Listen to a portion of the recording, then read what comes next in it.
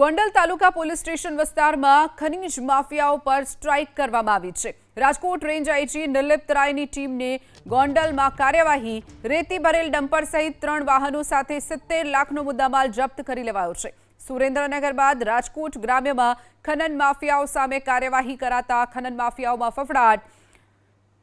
ગોંડલ તાલુકા police station વિસ્તારમાં ખનીજ માફિયાઓ પર સ્ટ્રાઇક કરાઈ છે।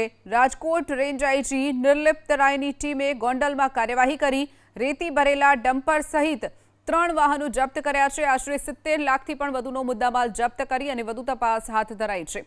સુરેન્દ્રનગર બાદ હવે રાજકોટ ગ્રામ્યમાં પણ ખનન માફિયાઓ સામે કાર્યવાહી।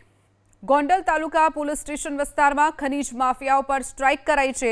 રાજકોટ રેન્જ આઈજી નિર્લિપ્ત રાયની ટીમે ગોંડલમાં કાર્યવાહી કરી રેતી ભરેલા ડમ્પર સહિત 3 વાહનો જપ્ત કર્યા છે। આશરે 70 લાખથી પણ વધુનો મુદ્દામાલ જપ્ત કરી અને વધુ તપાસ હાથ ધરાઈ છે।